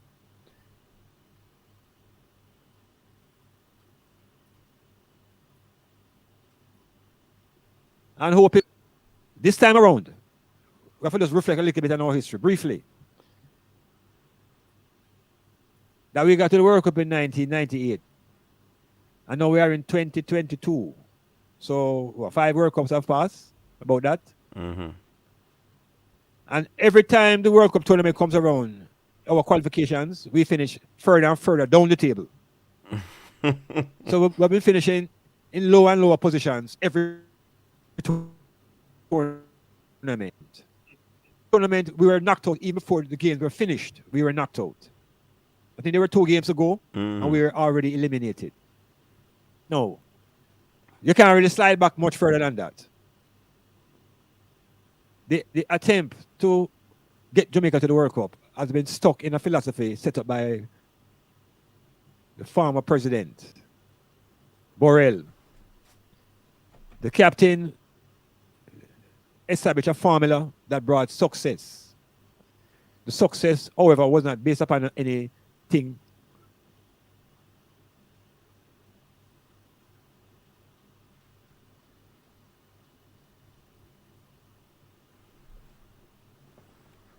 Well,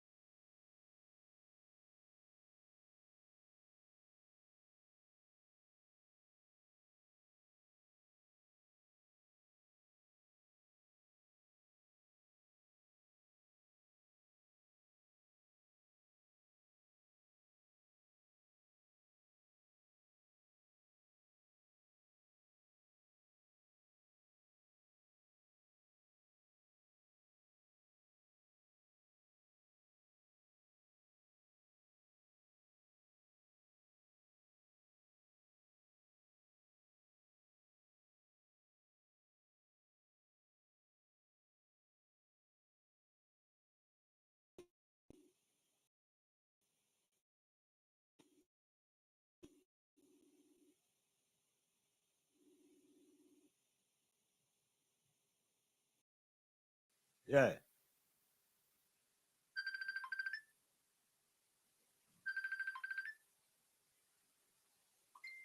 Yes, Minzy.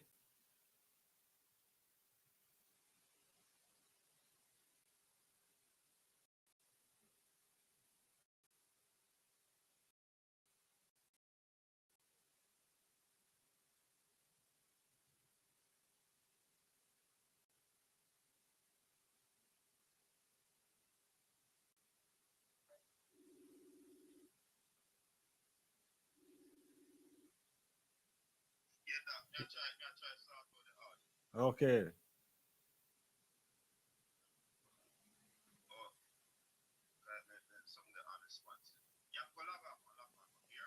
All right.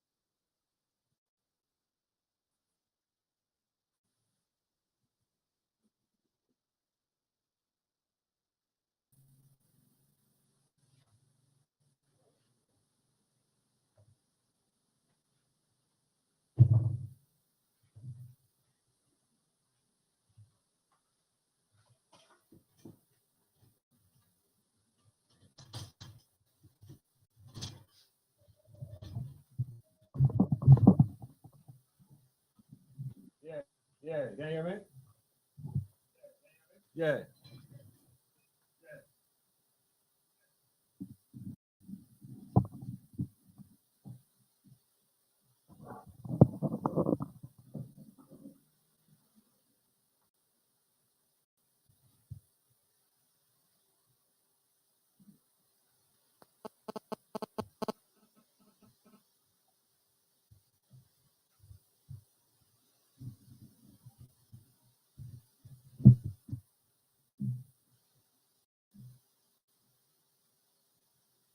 So 7 minutes.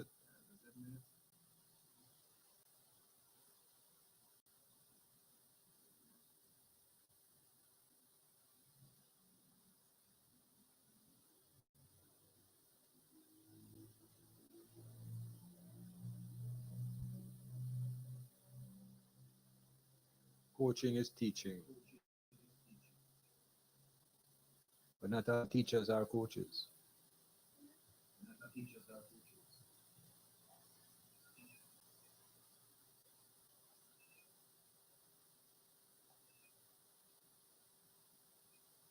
It's a fine thing to have ability, but the ability to discover the ability in others, that is the true test.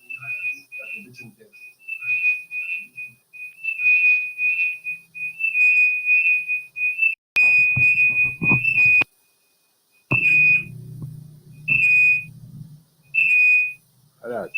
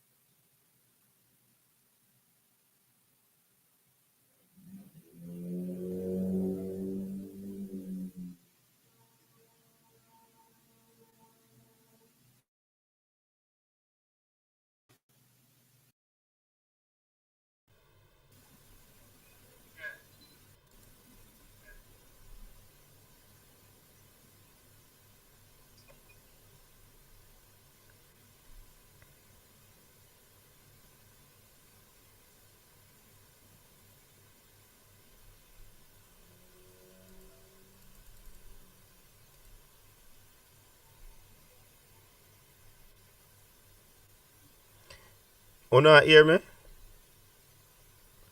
Me just want to know say una hear me, you know. Check, check. Una hear me?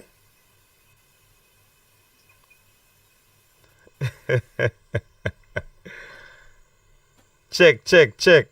People, una hear me?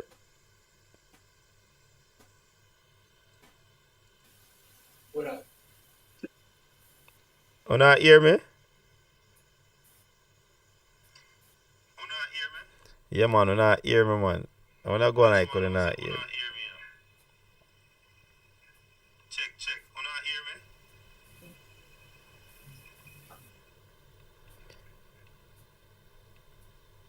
me? So the Doc seem like he's having some difficulties again. Doc, you hearing me? Conversation I get nice, you know, man.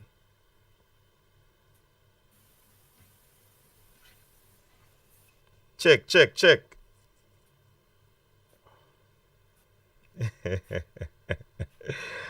Yeah, man. But it look like the good doctor not hearing me.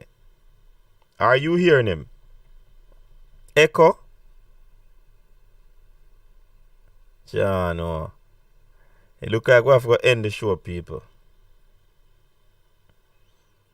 Yeah, man. It look like we have to end the show. And we'll come again.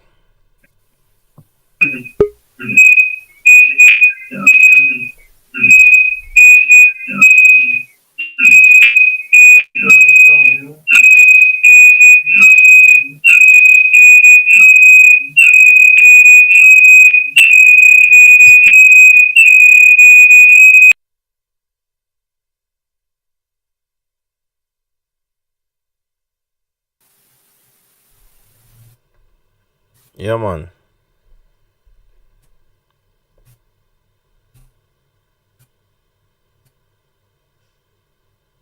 Yeah, it look like you might try log on two device first, so you will get a feedback.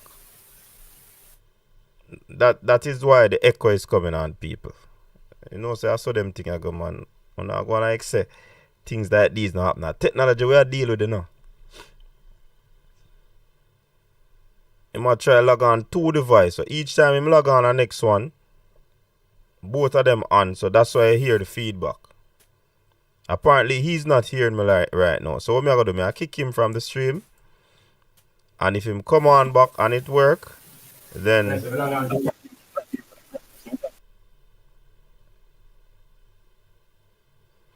alright, so if him come back and it work, then we can continue. If not,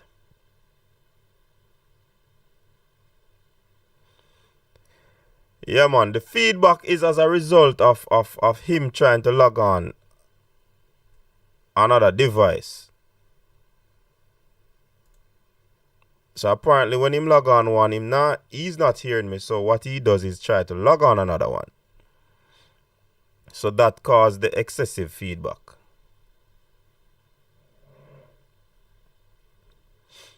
Alright, but it look like alright, hear him come on there again. Let me see what's happening.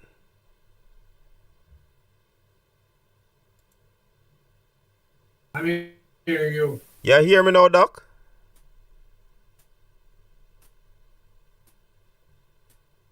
Are you hearing me now?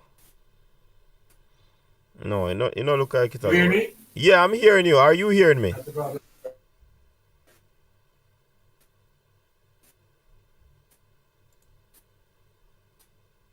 Yeah, he's having internet issue as well. Yeah, now we're Yeah, good. Yeah. I hear Lindsay, I hear you. Yeah, Doc, but your internet seem to be Uh, not working too properly, you know. We probably have to continue this conversation.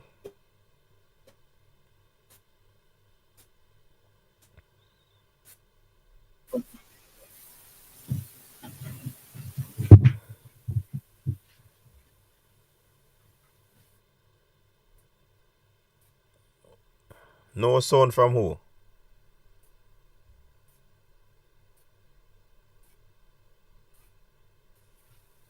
I can hear you, you know.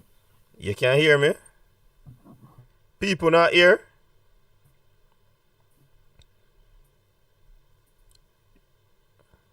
I hearing you.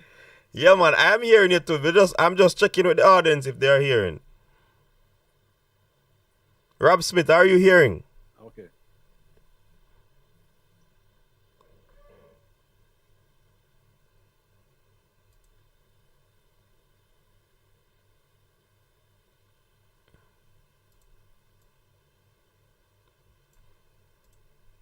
Talk to me. Are you hearing?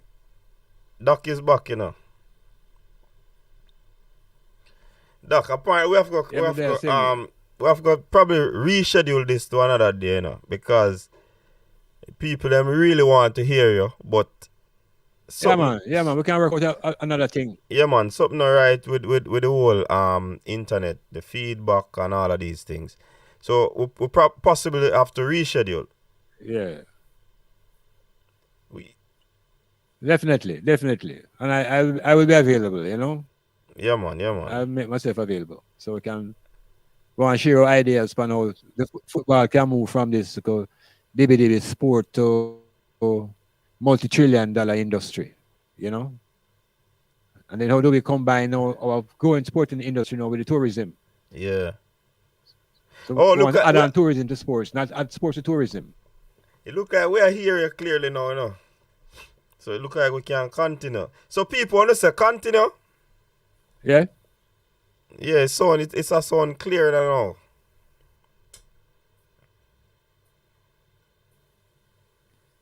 The person, can you hear me? All right, yeah, man. They're hearing loud and clear now. Yeah, man. So we're on the whole situation Yeah. with the Yes. the new coach coming in, and what your thoughts are on this. You were sharing your thoughts, and we were interrupted. So continue, Doc. You know that I think that we are at an excellent moment. Structure our football island wide now. Not just about getting to the World Cup, but about putting the proper structure in the island. So, for example, we have 4 confederations. We have the North, East, we have the South Central, we have Kingston, St. Andrew, and we have the Western areas. 4 confederations. Mm-hmm. Now, each of these confederations now need to be established with a technical director. And the technical director now will help the national coach and identify the players them that are in that confederation. Mm-hmm. In other words, we have to restructure how the football is governed. That the regions get a chance to present all of their players, and not just a Kingston and St. Andrew and who play Premier League. And the coach need to have access to the leadership in those confederations who can show him the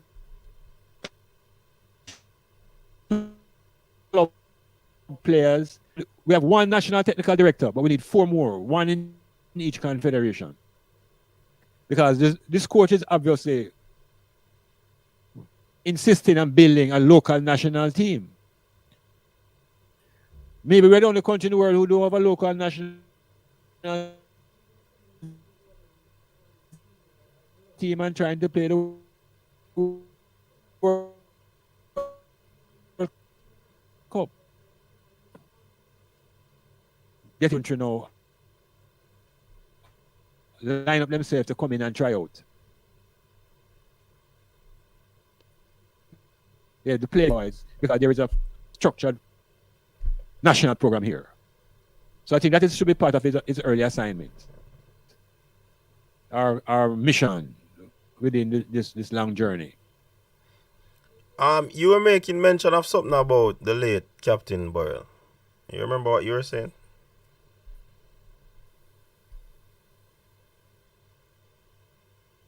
Well, set the template for overseas coaches being the only solution. And Boyle set the template. In other words, the success came with Paul Hall and those 4 Englishmen who came, and the rest who came later on to the World Cup. It's to have overseas players representing the country. And it kind of lick away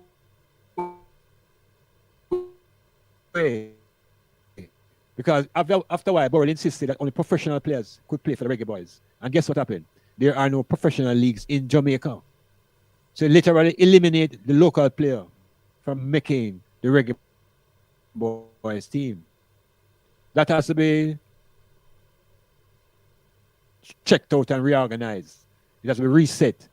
That the local player who has the passion and the pitch, he must also think that he has a chance of making the national team. So we have to break the model set by Burrell and the dependency on overseas players, local foundation. And this coach may be the man to help us to set that foundation in place. Yes, Minzy. Yeah, man. Boy, may I tell you, I'm struggling to hear you for real. You know. Look like we really have to go reschedule this, you know. Cause look like your internet gone. Next time then. Look like the next time then. Yeah, look like it's a next time thing. All right. So, we're sorry about that, but definitely we'll link up another time. All right, and much respect for you being here as well. We enjoyed the first part one, so we have to go on to the next part in the next show. All right.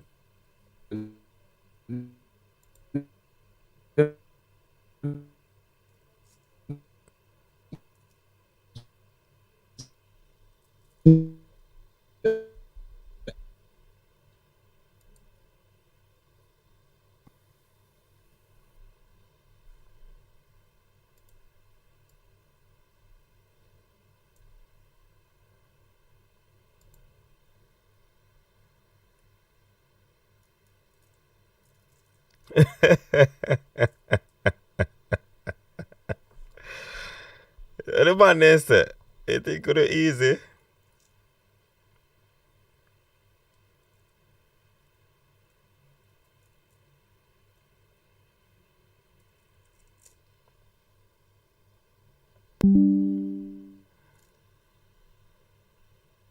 Yeah, man. Big up to Dr. Davis.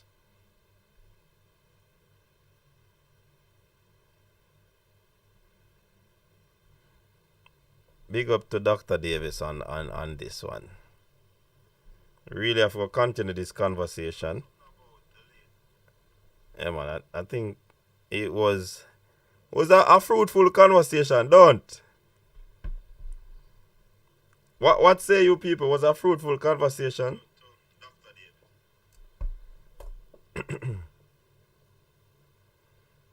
Was a fruitful conversation, man. I don't know say it fruitful.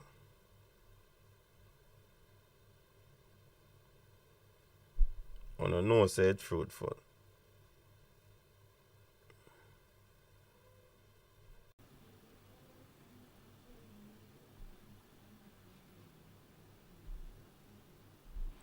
Well, on there now.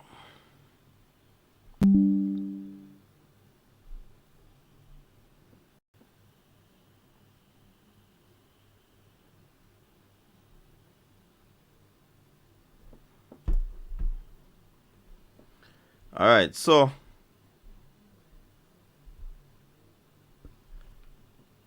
let me see what go on here so now, because me I get some.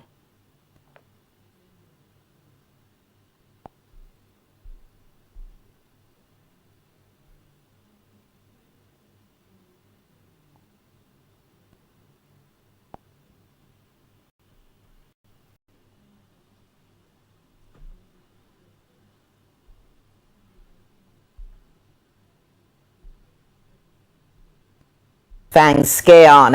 Having overseen 2 games last year, head coach of the national senior men's football team, Hamir Hall-Grimson, will now be domiciled in Jamaica for his 3-year stint, which officially started this month. But as we hear in this report from Jerome Foster, it will not be business as usual for the national program, with the Icelander ready to lay his imprint. 20 minutes after 9 on a Wednesday evening at an airport is maybe not the most ideal place to be. But that's where Reggae Boys head coach Hamir Hall-Grimson found himself after a 1-hour flight delay into the island. Uncharacteristically, there was no grandioso for the Icelander, as there was no greeting party from the local governing body as he snuck out of the Norman Manley International Airport. Luckily, after a few misguided steps in the dark, he was able to identify the JFF's bus driver, Manley Burrows. It was no relief for the European, whose wife and son were setting foot on the shores of the land of wood and water for the second time. However, Hall Grimson says his time will not be about relaxing on the white sandy beaches or feasting on jerk chicken. Just to get settled into an apartment. Now we're going to do some trainings for the local players, just to see. Now is my maybe this month and the next one is more to get to know the local football, see as many matches as I can.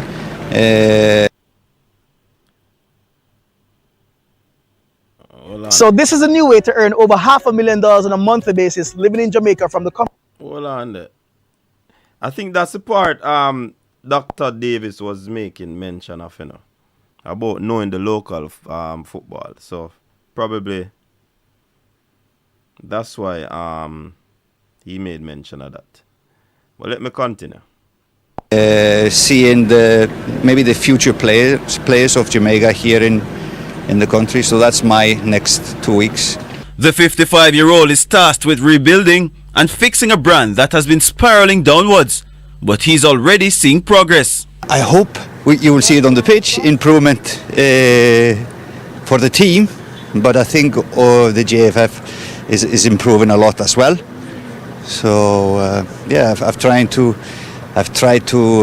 listen to the podcasts and stuff. They have been quite busy doing podcasts, telling people what they are changing. So I'm pretty happy with all the changes going on. The ultimate goal for Hall Grimson is getting the Reggae Boys back to the World Cup, but he's adamant. So, like was said, the coach watched the different podcasts. You understand? Listening to Mr. Jensek and whoever else come on the shows. So, we know that the coach is watching what is happening. You understand? Adamant that the model used over the last 25 years will not be replicated. Hall Grimson rubbish reports that he has contacted Norwich FC's Isaac Hayden, who is on loan from Newcastle United. No, it's not true. It's not true. But of course we are looking at, we are trying to prioritize who is the most, how can I say, who is the most necessary, because we don't have depth in some positions, but we have really. So, where's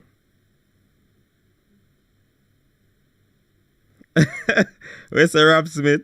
Listen, the man say no contact Isaac Hayden, Very, very interesting. But I will leave it there. We have to believe what man say on camera. Right, people? And listen to me. If I not saw it go, and it come from the coach mouth, I just not saw it. I just saw it not go. Or I saw it not go. Yeah. You understand? So I'm not gonna say who I got the information from.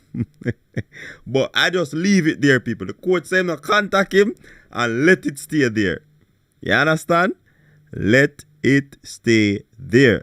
So yellow card for me. Coach say not contact. So I'm gonna take the yellow card and carry it back. Go give. Anyway, let's move on. It's pretty interesting.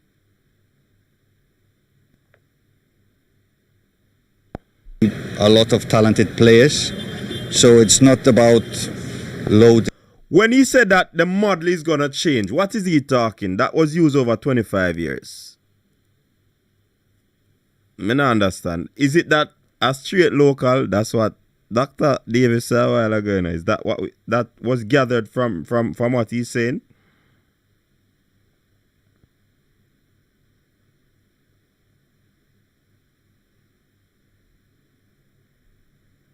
You understand?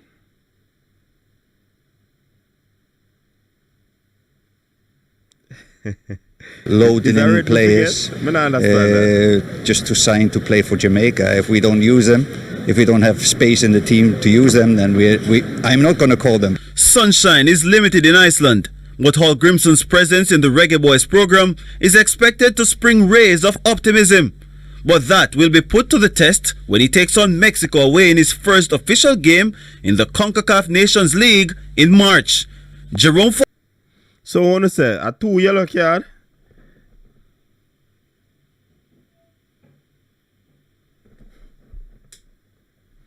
Then that me I talk about Jason. The man cannot let out certain things. But listen, the man says so let me leave it alone. Let me leave it alone. I'm going to leave it alone. The coach said it's not true. It's not true.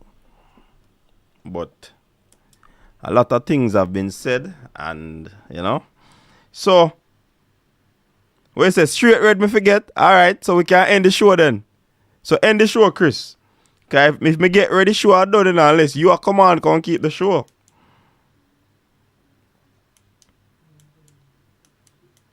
You don't talk to me. Who want come keep the show? Let me take my red card according to Wicked Man. Me no wrong to take my red card and a 1 match ban,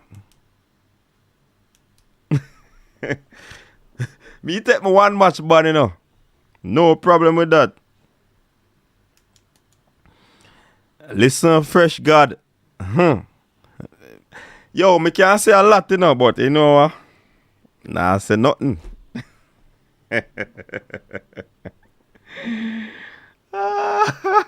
have to laugh it off still, but that. So, the coach say him not contact Isaac Hayden, and I'm saying it here. That information, according to Coach Hallgrimson, it is not true. So, coaches just take back that report. Yeah?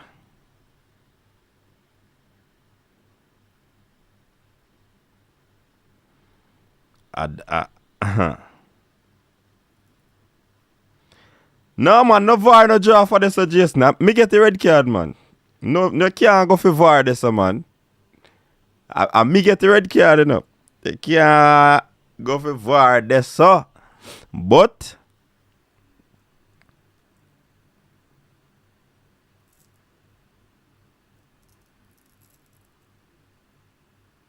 you deny Omari. What Rob Smith has said. Why deny Aiden? Is it not like man is wanted anywhere else? I would deny Omari. LOL. No, Jason. A man ain't say a red card. Red card. What kind of VAR you talk about?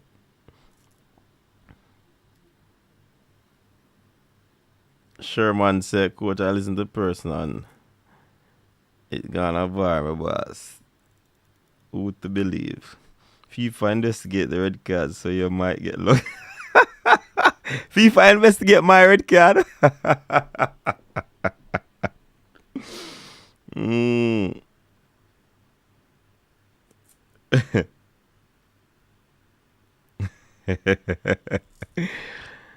Anyways, people. Anyways. It is what it is, people. But here what it go. Me I go put on one hat in people. I'm going to be putting on a hat. And I'm going to get down. Like a farmer with the machete. Yeah. Yeah, so that is that, people. So I said that, and I know so it go according to the court. So we take licks for that one there. You understand? We take licks for that one there. So yeah.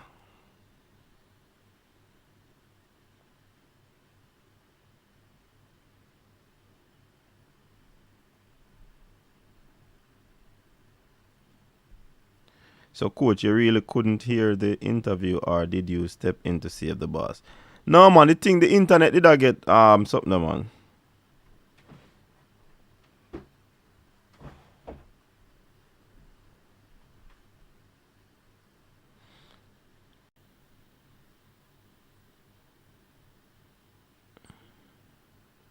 Hey, I know the first time me say something when I goes up on a channel, though.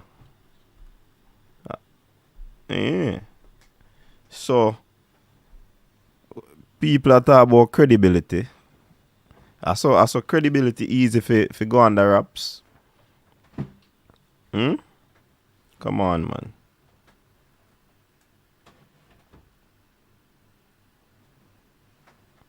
No, I phone mind there a certain way, no, brother. My mind clean, man. My mind clean. The farm, I said get down like the farmer with a machete and start to dig. Won't I think? Come on, man. Anyways, people, I think the show started out well, but the little technological issues mess up everything. I mean, no one did ready for Dr. Davis start talk, and then we can delve into some of the things we must say, because your coach Algrims to say it there. You understand? So I saw it go.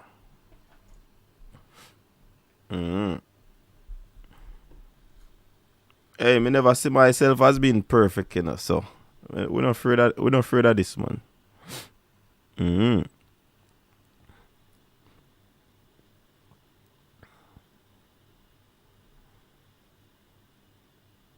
Anyways, people, the show kind of mash up now still, because we really did want to hear what Dr. Davis has said. And we reached 2 hours now, 2 hours and 8 minutes. So we really are going to end the show. We have road for touch tomorrow. You understand? So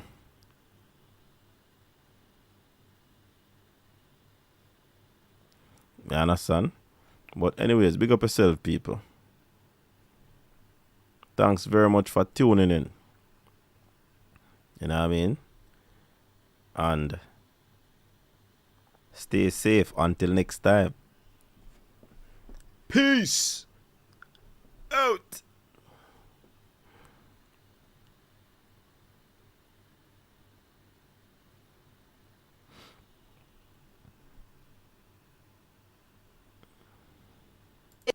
Your style and your flavor make the city rock. They must say the season come out with a bang. Coach Minzy, best round here. Remember that.